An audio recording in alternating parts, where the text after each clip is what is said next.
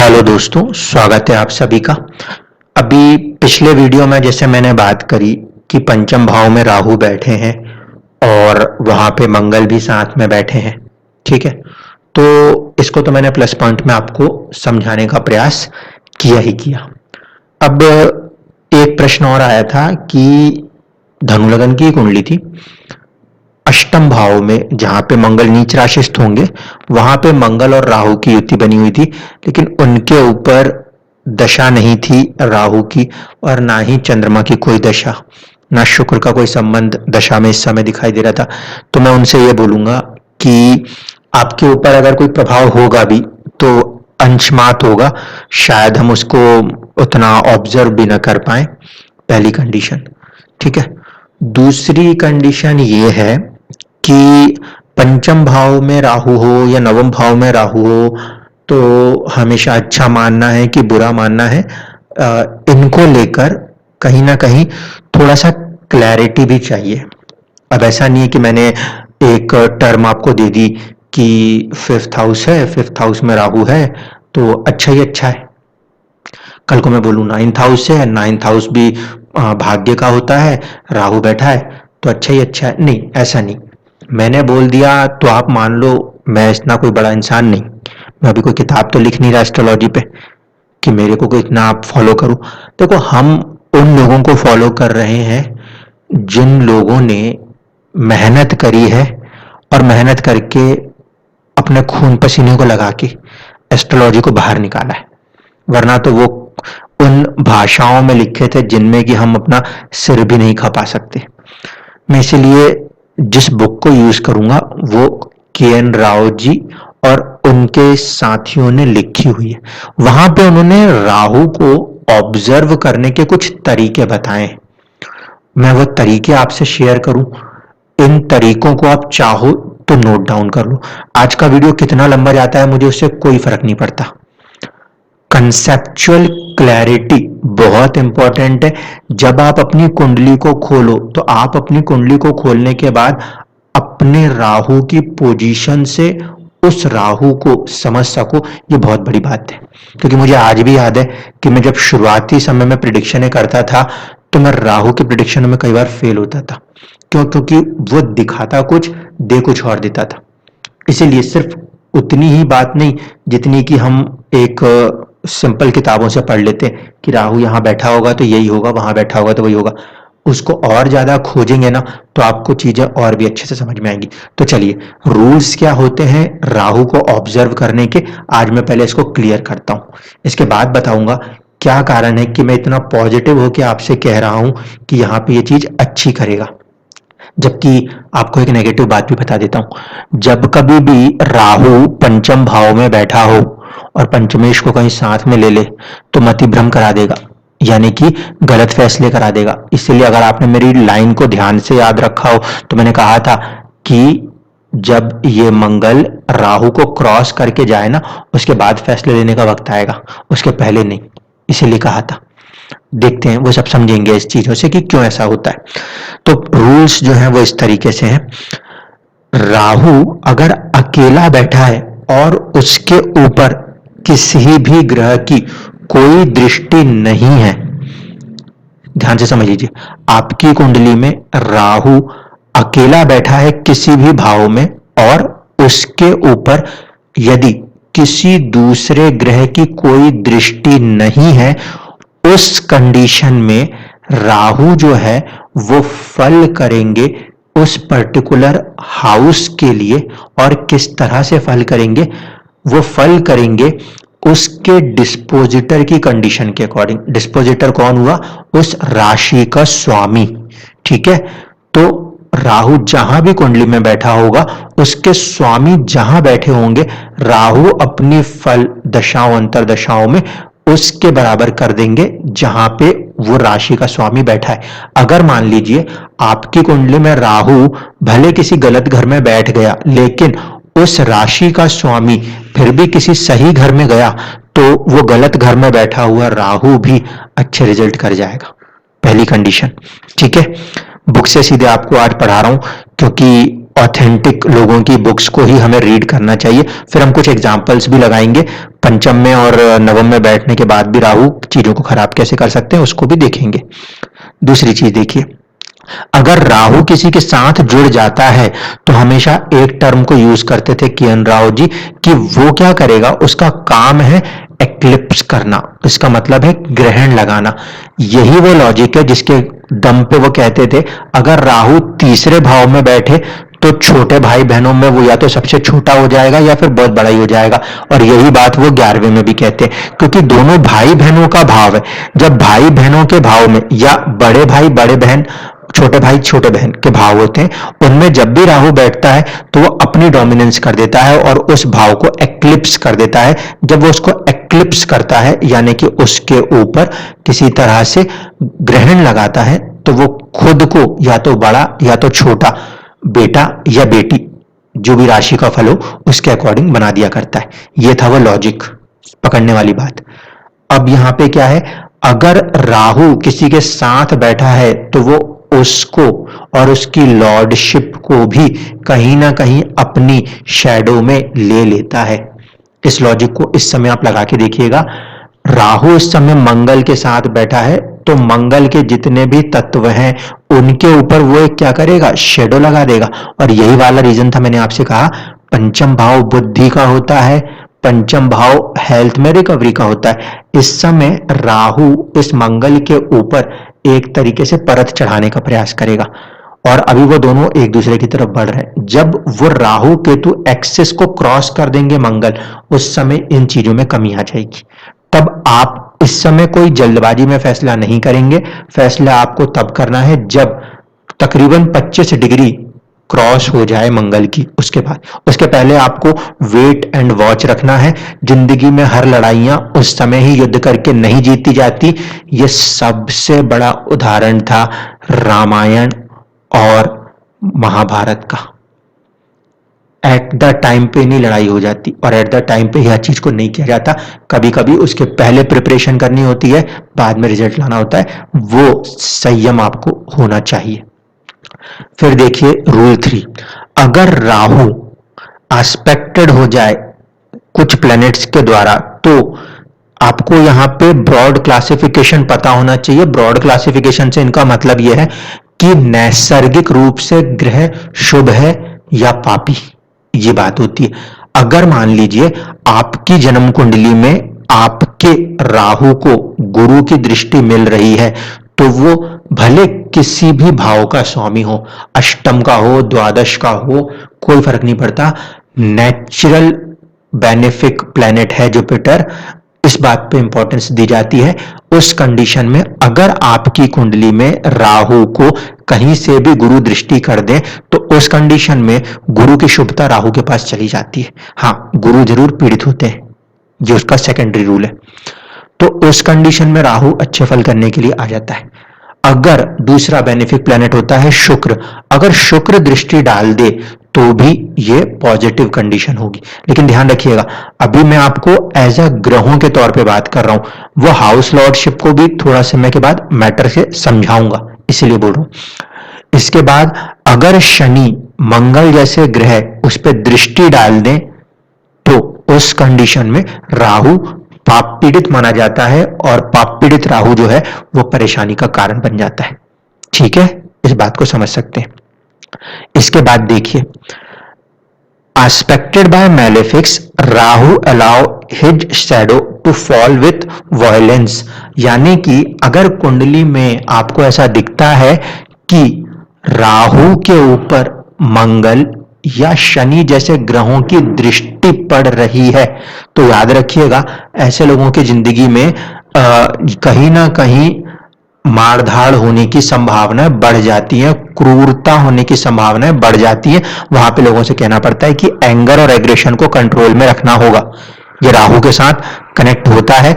जब कभी भी आपके जिंदगी में बड़े पैमाने पे कोई ऐसी हादसे होते हैं तो वो फॉर्मेशन तभी देखने को मिलते हैं जब मंगल या शनि जैसे ग्रहों की दृष्टि राहु के ऊपर हो। केतु क्योंकि उसके सामने हमेशा ही सामने रहेंगे, इसलिए केतु को यहां पे कंसीडर नहीं किया जाता। अब इसमें एक चीज है, अगर मंगल बैठा होगा तो खून खराबे की स्थिति बनती है, और अगर शनि बैठा हो और राहु पे दृष्टि डाल दे तो चीजों को धीरे धीरे करके आपके डिसिप्लिन, आपके स्ट्रक्चर को कमजोर करके आपको तोड़ेगा। यानी कुछ ऐसे जो कि धीरे धीरे करके बीमार होते होते होते होते होते होते घाट पे आ गए, दैट इज शनि राहु। अगर मंगल और राहु है तो अचानक से किसी दिन एक्सीडेंट कर दिया, ऑल ऑफ अ सडन किसी तरीके से, या फिर किसी तरीके की लड़ाई झगड़े में इन्वॉल्व हो गए, उसकी वजह से अंग भंग जैसी स्थितियां क्रिएट हो गई। तो ये होता है अगर राहु पीड़ित हो मंगल या शनि से दृष्टियों के द्वारा, ठीक है। तो उसमें वो डिस्ट्रक्टिव टेंडेंसियां बनाने की क्षमता रखता है, इसको ध्यान रखिएगा।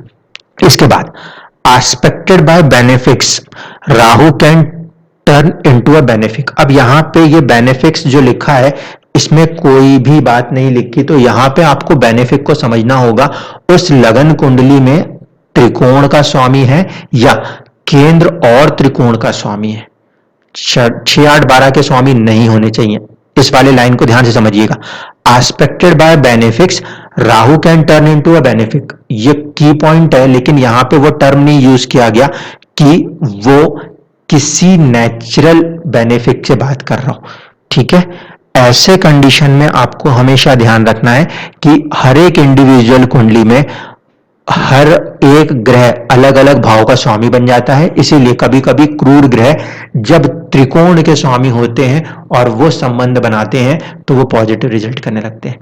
इसीलिए अगर आप अपनी कुंडली को 9 नंबर के लगन से देखते हो तो मैंने आपसे बोला 12th हाउस न्यूट्रल होता है, 5th हाउस है मंगल का, मूल त्रिकोण राशि है, इसीलिए मंगल यहां बेनिफिक है। तो बेनिफिक होने के कारण राहु और मंगल यहां पे अगर जुड़ते हैं या मंगल दृष्टि देते हैं तो एक बात तो है कि वो क्रूर ग्रह होने के कारण आपकी जिंदगी में कुछ चुनौतियां जरूर लेके आ सकते हैं, रक्तपात से स्थितियां बना सकते हैं अगर दृष्टियां हो जन्म कुंडली पे जन्म के समय तो, लेकिन वो क्योंकि बेनिफिक भी है तो उस वजह से वो आपको कुछ फायदा भी देंगे। इसको इस तरीके से देखा जाता है कि एक्सीडेंट हुआ, खून खराबा हुआ, लेकिन उसके बाद किसी को किसी तरीके से मुआवजा मिल गया, कुछ गेन्स मिल गए। इस तरीके से इन चीजों को कनेक्ट करना होता है। These results can be modified by using the principle of योग कारक of Parashar. In such cases, Rahu also act as योग कारक। योग कारक क्या होता है? योग कारक होता है कि जब किसी ग्रह के पास सबसे प्रबल केंद्रों से और उसका संबंध साथ ही साथ किसी एक त्रिकोण भाव से बन जाए तो उसे हम योग कारक में मानते हैं। इसके अलावा भी कुछ और योग कारक होते हैं, मैं आगे कभी चर्चा करूंगा तब उस पर बात करूंगा। तो ऐसी कंडीशन में जब ग्रह योग कारक होगा और वो राहु से रिलेशन बनाता होगा तो उस समय वो राहु कहीं ना कहीं बाध्य हो जाता है अच्छे फल करने के लिए। ये योग कारक ग्रह हो सकते हैं सिंह लगन में मंगल, ठीक है, इसी तरीके से कर्क लगन में मंगल, ठीक है, इसी तरीके से वृषभ लगन में शनि, इसी तरह से तुला लगन में शनि, और इसी तरह से शुक्र योग कारक बनते हैं अगर आपका मकर लगन हो या फिर आपकी कुंडली में कुंभ लगन हो तब, तो वहां पे आप योग कारक की कंडीशन को समझ पाएंगे। ठीक है, इतनी चीज आपको मैंने यहां पे क्लियर कर दी। अब कुछ बातों को ध्यान रखना होगा कि किस तरीके से चीजों को आप कनेक्ट करोगे। अब हम कुछ कुंडलियों के ऊपर चलते हैं, ठीक है। इस बुक से ही एग्जांपल्स को ले रहा हूं क्योंकि इनके पास ही वो उस जमाने के लोग भी मिले हैं और उन्होंने अच्छे से उस पर काम किया है, इसीलिए इन्होंने 2 केसेस को लिया और समझाने की कोशिश करी कि एक व्यक्ति जो है अपने प्रोफेशन में क्यों फेल हो गया। ठीक है, तो अब हम देखते हैं 2 केसेस आपके सामने रखेंगे, एक हाफ सक्सेसफुल का केस है और एक है कंप्लीट फेल्योर का केस।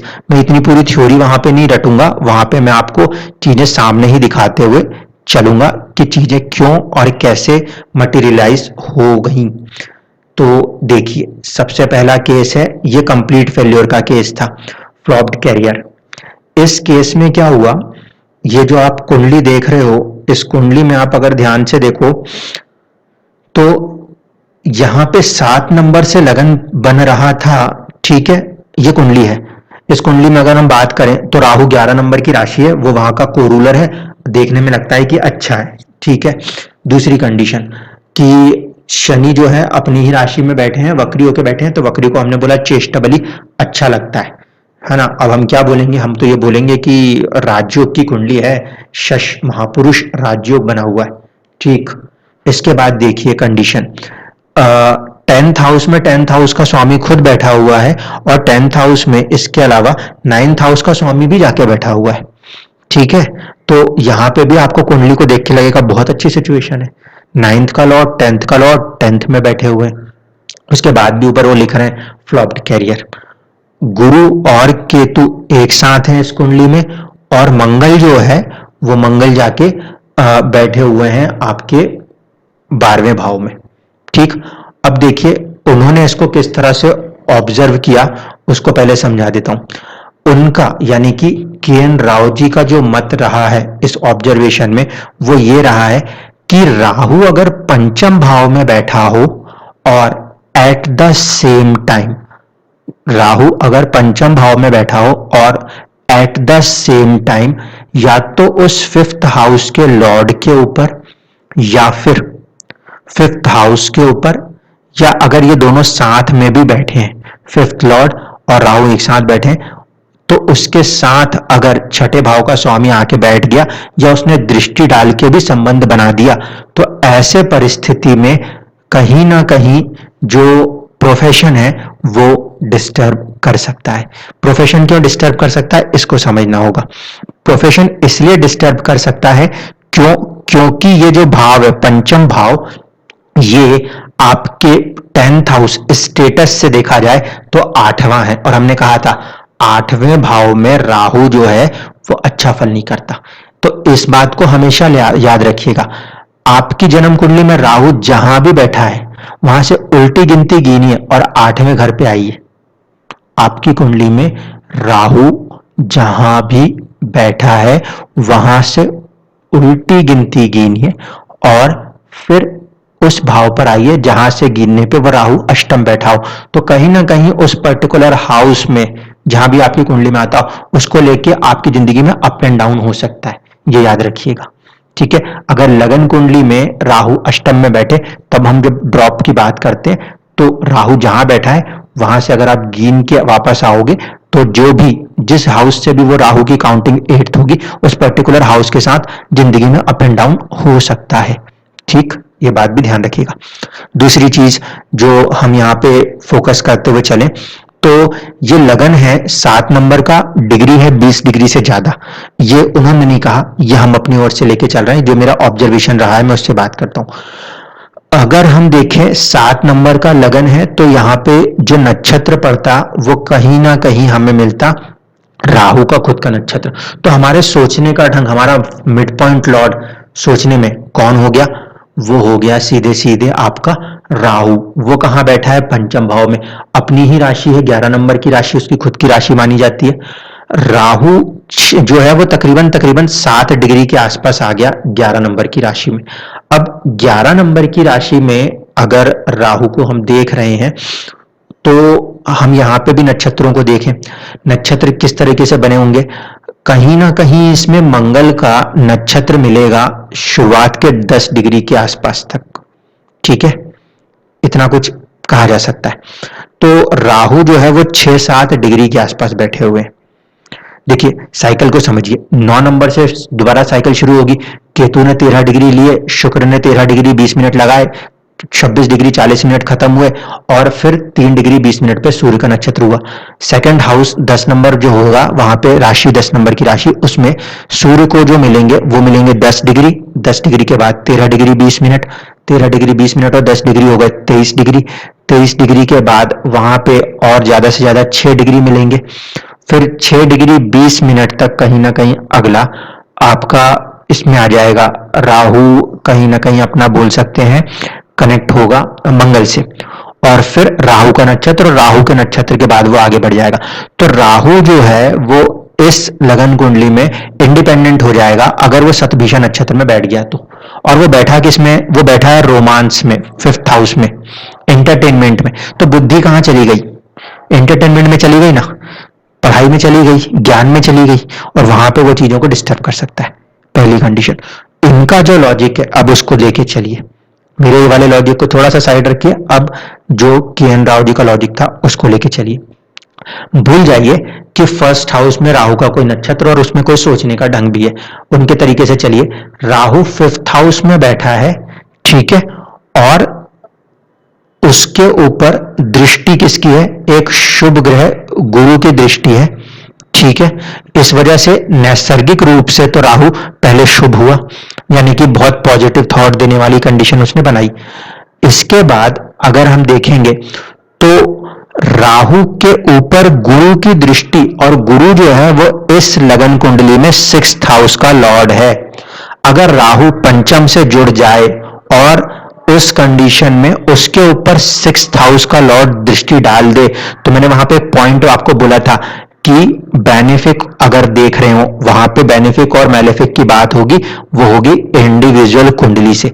गुरु 7 नंबर की लगन कुंडली में दोनों ही नेगेटिव हाउसेस को रूल करते हैं।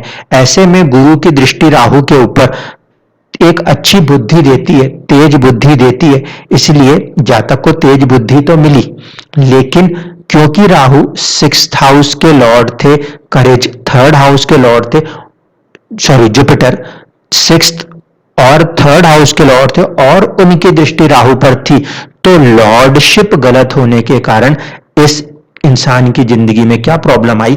इसने अपने सोचने के ढंग में कुछ अपनी ज्यादा ही उम्मीदें लगा दी, जो कि नहीं करना चाहिए था, और उसका खामियाजा यह हुआ कि जब उनको एक अच्छे राइज की तरफ जाना चाहिए था, तो जिंदगी एक अच्छे राइज की तरफ नहीं गई। आखिरी तक बने रहिएगा तो आपको अष्टक वर्ग से भी छुपे हुए कुछ रहस्य बताऊंगा, कैसे वो तबाह हो गए, जो और कहीं किसी किताबों में लिखा हुआ नहीं मिलता। ऑब्जर्वेशंस के बाद लोगों ने उसको निकाल के सामने रखा है, वहीं से समझ में आता है।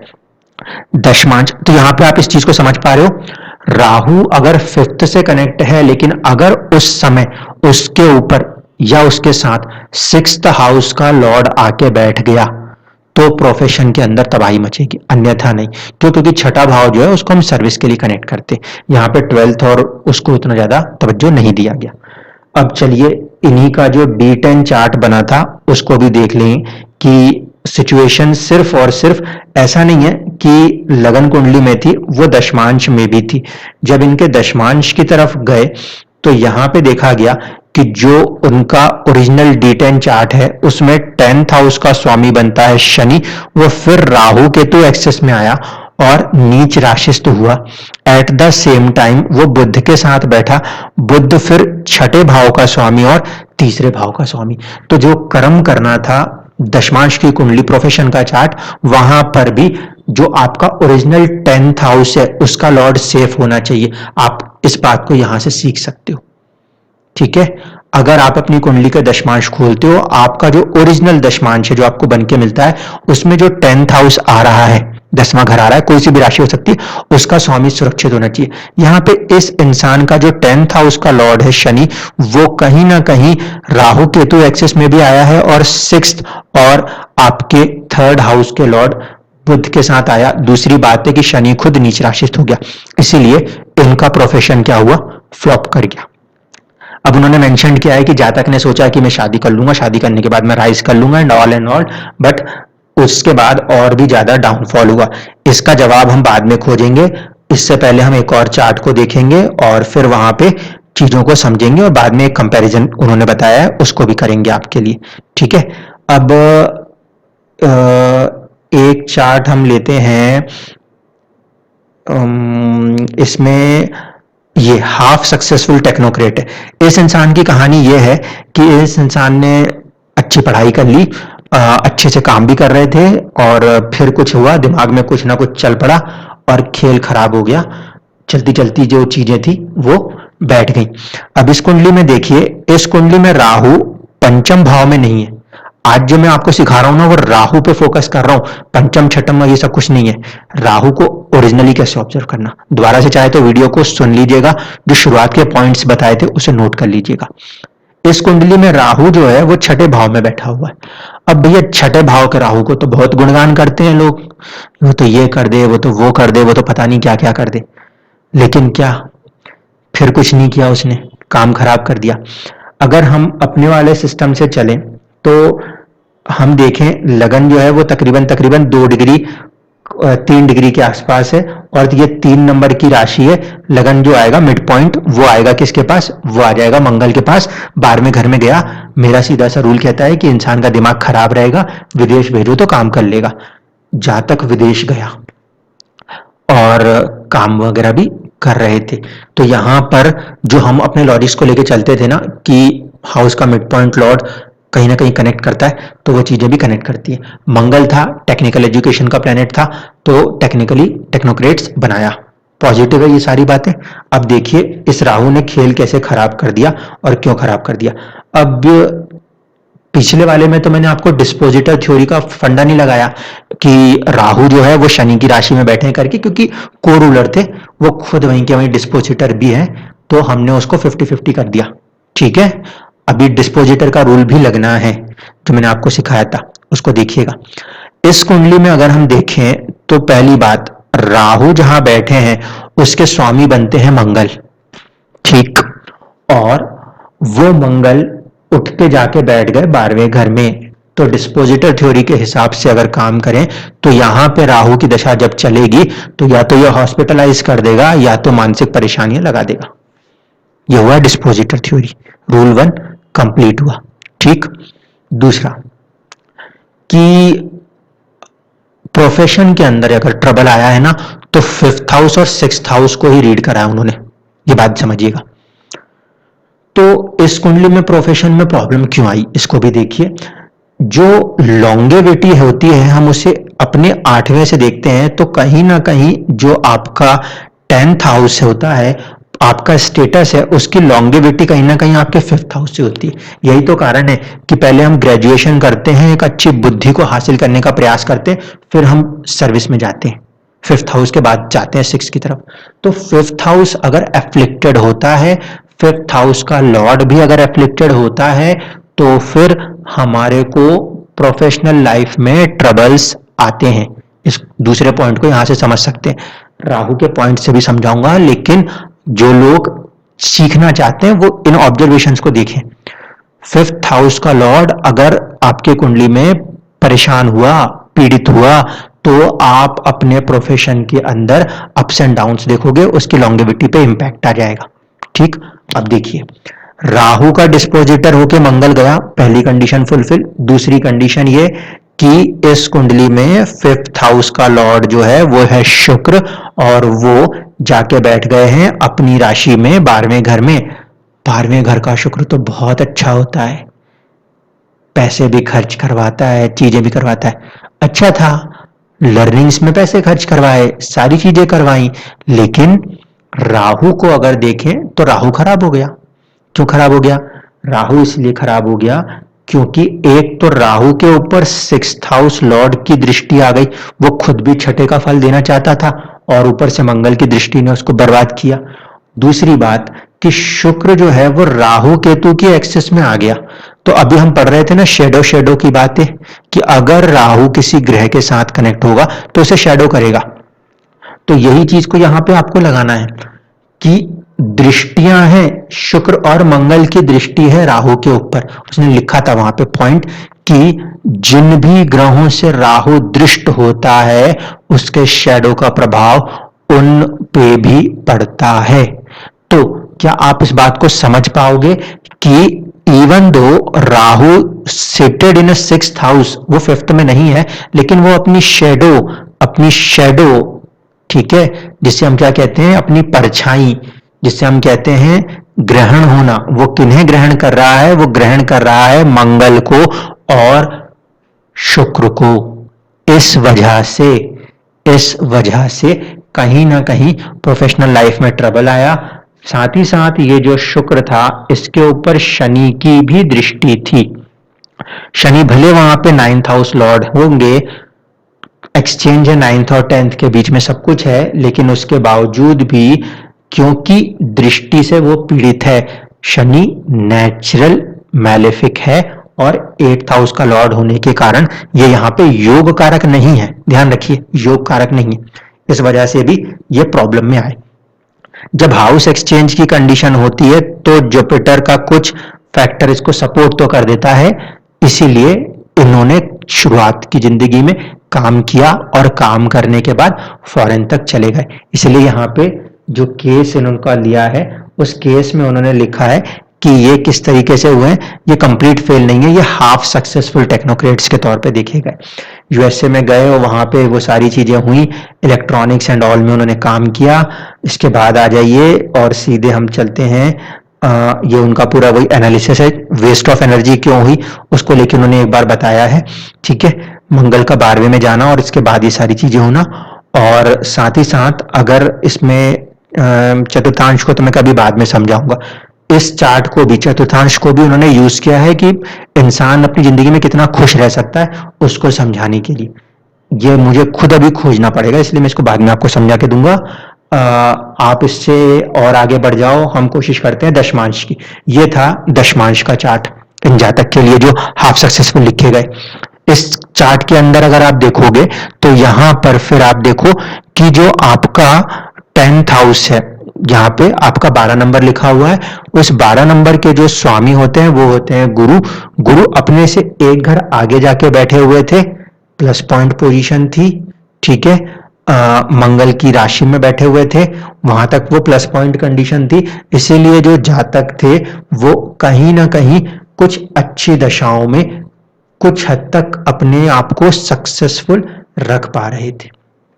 पिछले वाले केस में जब हम देख रहे थे तो 10th हाउस का जो लॉर्ड था वो नीच हो रहा था, राहु केतु एक्सिस में पीड़ित हो रहा था। यहां पर गुरु जो है वो राहु की दृष्टि में तो आ जाएंगे, लेकिन वो भाव के पोजीशन से देखें तो मंगल की राशि में बैठे हैं और मंगल नीच भंग करके बैठे हुए हैं उस प्लेसमेंट में, तो वहां तक वो ठीक है। आई होप यहां तक की चीजें आपको समझ में आई होंगी। अब एक बात थी, जैसे वहां पे बात हुई कि पहले वाला इंसान ये सोचता था कि शादी होगी तो शादी के बाद वो राइज करेगा, लेकिन वो फेल हो गया। क्यों ऐसा हुआ इसको समझने की कोशिश करते हैं। अब देखिए इन्होंने एक कंपैरिजन दिया था, इस कंपैरिजन में एक अच्छी बात सामने आई। सर्वाष्टक वर्ग जो होता है, जो हम अष्टक वर्ग पढ़ते हैं ना, अष्टक वर्ग में अगर आप देखोगे तो वहां पे क्या हो रहा है, ये पहला वाला है जिसका कि कैरियर फ्लॉप हुआ था। इसके में केस ये था कि 5th हाउस में पॉइंट कम थे, ठीक। और एक तुलना करके देख लीजिए, इसका जो 5th हाउस का पॉइंट है ये कंपैरेटिवली इसके 7th हाउस से भी कम हो गया। बहुत काम की बात बोल रहा हूं। इसका 5th हाउस का जो पॉइंट है वो इसमें इनके 7th हाउस से भी कम हो गया, क्योंकि यहां पर 33 पॉइंट है और यहां पर 20 पॉइंट है। और देखिए यहां पे कर्म क्षेत्र में 30 पॉइंट है और यहां पे 25 पॉइंट है, खर्चे 27 पॉइंट है। इसी को कंपेयर करेंगे हम, और इसी तरीके से एस्ट्रोलॉजी निकल के आती है हकीकत में। बाकी तो सब अफसाने हैं, जो दिख रहा है वही जिंदगी के असली बहाने हैं। तो यहां पर आप देखो फिर इस इंसान की जिंदगी में क्या हो रहा था, इस इंसान की जिंदगी में भी आपको 5th हाउस में दिख रहे हैं 23 पॉइंट्स और यहां पे दिख रहे हैं 29 पॉइंट्स। 7th हाउस में जो पॉइंट्स है ना वो ज्यादा है, 5th हाउस में पॉइंट्स कम है। कंपैरिजन में उन्होंने खुद लिखा है, मैं इसलिए उसको भी बताऊंगा। यहां पे भी आप देखो, यहां पे 31 पॉइंट्स हैं, फिर यहां पे 23 हो जा रहे हैं, यहां पे 19 पॉइंट्स हैं, तो ये हाफ सक्सेसफुल पर्सन फिर भी रहे, ठीक है। अब देखो उन्होंने खुद कंपैरिजन को बताया है कि कैसे इन चीजों को पकड़ा जा सकता है। 10वें और 11वें को कंपेयर किया तो 11th हाउस जो है वो कमजोर माना उन्होंने, किसके तुलना में, 10वें घर के तुलना में रिजल्ट को देने में। किरण राव जी और उनके जो फॉलोवर्स हैं ये उनका मत है, ठीक है। मेरा मत समझ के मत करिएगा, उनका मत है। ऑब्जर्व हम और करेंगे और डेप्थ को निकालेंगे। तो यहां पे ये चीज निकल के आई कि अगर 10वें में पॉइंट ज्यादा हो, 11वें में पॉइंट कम हो, तो ऐसी कंडीशन में हमारी जो अपॉर्चुनिटीज हैं वो वेस्ट होती हैं, रूल 1। दूसरा, 12th में पॉइंट 11th से ज्यादा है, ऐसी कंडीशन में क्या हुआ कि बहुत ज्यादा जो पैसा है उसकी भी बर्बादी हुई, ठीक। इसके बाद देखिए 5th हाउस में पॉइंट जो है वो 20 है और जो 7th हाउस था उसमें पॉइंट्स ज्यादा थे, तो ऐसी कंडीशन में क्या हुआ कि फिफ्थ हाउस जो है उसका कमजोर हो जाना, फिफ्थ हाउस का कमजोर हुआ पॉइंट पोजीशन से, और सेवंथ हाउस को थोड़ा ज्यादा स्ट्रांग होना, तो यहां पे जो वाइफ आई उनके साथ ही कुछ परेशानियां लग गई, तो इंसान अपनी जिंदगी में प्रोफेशन पे उतना फोकस नहीं कर पाया और उसको अपनी जिम्मेदारियों पे ज्यादा फोकस करके अपने आप को परेशान करना पड़ा। दशाओं ने भी कहीं ना कहीं उस तरीके से इम्पैक्ट किया, ठीक। जबकि ये जो सेमी सक्सेसफुल कह लूं, हाफ सक्सेसफुल कह लूं, उस इंसान की कुंडली में देखिए 31 एंड 23 अभी भी वही केस था कि यहाँ पे भी वेस्ट हो रही है अपॉर्चुनिटी। इसके बाद इनके 12th हाउस में जो था यहाँ पे पॉइंट ठीक है, इसके तुलना में कम है, इसलिए इनके बच्चों ने अच्छा काम किया, ठीक है, और बच्चे राइज कर पाए, जबकि पहले वाला जो चार्ट था वहां पे बच्चे भी राइज नहीं कर पाए। इसके बाद फिफ्थ हाउस और सेवंथ हाउस को फिर कंपेयर किया और फिर यही हुआ कि कहीं ना कहीं पार्टनर के ऊपर ज्यादा उनको अपना फोकस करना पड़ा, और इस वजह से भी उनका जो एक प्रोफेशन ग्रोथ हो सकती थी वो इस लेवल पे नहीं हो पाई। तो आई होप कि इन सारी चीजों के साथ कनेक्ट करके आप देख रहे होंगे जो बातें राहु को लेकर कही गई हैं, उसको ऑब्जर्व करने का तरीका जो मैंने शुरुआत में आपको बोल के बताया, इन सारी चीजों को बिल्कुल ध्यान रखिएगा और इसके बाद ही कभी भी उसके एप्लीकेशन को करिएगा। आज की परिस्थिति में जब मैं ये कह रहा हूं कि राहु और मंगल एक साथ हैं, उस समय सिक्स्थ हाउस का लॉर्ड शुक्र सिक्स्थ हाउस में है, वो फिफ्थ या फिफ्थ लॉर्ड को इस समय कोई इंपैक्ट नहीं कर रहा, ठीक है, बेफिक्र रहिए। और जब तक कि वो राहु की डिग्री को मंगल क्रॉस ना करे तब तक कोई ऐसे कदम को ना उठा लीजिएगा। रूल सीधा सा ये है कि पंचम भाव में राहु तब खराब माना जाता है जब उसके ऊपर कहीं ना कहीं उस लगन कुंडली से कोई नेगेटिव एफ्लिक्शंस आ रहे हो। उस कंडीशन में वो राहु उन ग्रहों से या उन ग्रहों का भी प्रभाव करने लगता है जो उसे देख रहे होते हैं या वो जिन्हें देख रहा होता है। ऐसे कंडीशन में कभी कभी रिजल्ट्स में वेरिएशन आता है, अन्यथा नहीं। इसीलिए इस पर्टिकुलर गोचर को लेकर आपको अभी घबराने की कोई जरूरत नहीं है। जितने रूल्स मैंने आपको समझाए हैं इनको नोट कीजिएगा, अप्लाई कीजिएगा और फिर देखिएगा, फिर समझ जाइएगा कि आपकी जिंदगी में अगर वो राहु आता है दशाओं अंतर दशाओं में तो क्या कुछ कर सकता है। बेवजह से अपने आप को डराने से कोई फायदा नहीं। आपकी जिंदगी में जो होना है वो होके रहता है। अपने आप को मेंटली स्ट्रांग रखना होता है, क्योंकि पूरी रामायण सबने पढ़ ली, पूरी की पूरी गीता का ज्ञान सबने ले लिया, मगर एक बात आज तक कोई नहीं बोलता, वो ये कि पूरी रामायण में वो श्री राम जी का जो एक फोकस था ना कि मुझे हर हालत में लड़ना है, वो बहुत इंपॉर्टेंट था। और वही फोकस को गीता में आते आते तक श्री कृष्ण जी ज्ञान के रूप में देते हैं कि इंसान को अपने फोकस को मेंटेन रखना पड़ेगा। आप अपनी सोच को मेंटेन करके ही हर काम कर पाओगे। अगर आप अपने फोकस, अपने सोच में परेशान हो गए, नेगेटिव हो गए, तो फिर आपसे कर्म नहीं होगा। जो अर्जुन वहां कह रहे थे वो यही था कि मैं कैसे युद्ध लड़ूंगा। वो ये नहीं है कि वो मन से, वो अपने मस्तिष्क से भी उस चीज को एक्सेप्ट नहीं कर रहे थे, और होनी अटल है, युद्ध तो लड़ना ही था। इसीलिए आपकी कुंडली में अगर कोई चीज बनी है तो वो ठीक है, अपनी ओर से बनी है, लेकिन आपको मेंटली प्रिपेयर्ड होना चाहिए कि ठीक है, जिंदगी में हर चीजें होती हैं। आज अगर अच्छा समय है कल बुरा भी आएगा तो चला जाएगा, और आज अगर बुरा है तो वो भी कल अच्छा आने के लिए ये भी चला जाएगा। वरना लोग अपने ही अपने सराउंडिंग से खुद दुखी हैं, फिर परेशान हो रहे हैं। तो आप अगर खुद में ही अपने आप को नेचुरली दुखी रख रहे हो तो आप अपॉर्चुनिटीज को मिस कर दोगे।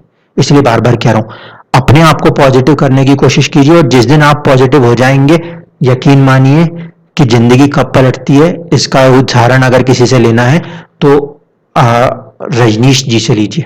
आचार्य रजनीश जिन्हें ओशो कहते हैं, पूरी जिंदगी उनके पास कुछ भी नहीं था, लेकिन एक अपॉर्चुनिटी उनके वाले तरीके से उनको मिली और उनकी जिंदगी बदल गई। आप अगर अपने आप में पॉजिटिव नहीं हो तो आप किसी भी अपॉर्चुनिटी को कभी कन्वर्ट नहीं कर पाओगे, और अगर आप अपनी अपॉर्चुनिटीज को कन्वर्ट नहीं कर सकते तो फिर ऊपर वाला भगवान आपको क्या दे सकता है। बचपन में उसने आपको दांत नहीं दिए, अपॉर्चुनिटीज से आपको लिक्विड फूड दे दिया। बुढ़ापे में भी वो आपको दांत नहीं देगा। अपॉर्चुनिटी से फिर वही आप ग्राइंडिंग से चीजों को खा सकते होगे, लेकिन अगर आप ही में खाने की इच्छा नहीं है, आप ही में कुछ करने की चाहत नहीं है, तो ऊपर वाला वो कुछ भी दे दे, कोई फर्क नहीं पड़ता, क्योंकि आपकी इच्छा नहीं है, आप उसके लिए पॉजिटिव नहीं हो, तो फिर कोई चीज कभी काम नहीं करती। इसलिए अपने आप को कोशिश करें, नेगेटिविटी से बचाएं। हर नेगेटिव चीज में कुछ पॉजिटिविटी हो सकती है, उस पॉजिटिविटी को खोजें और उस पर काम करें। जब आप उस पर काम करोगे तो अपॉर्चुनिटी खुद आपकी जिंदगी में दस्तक देगी। आप इस बात को यकीन मान सकते हैं। धन्यवाद।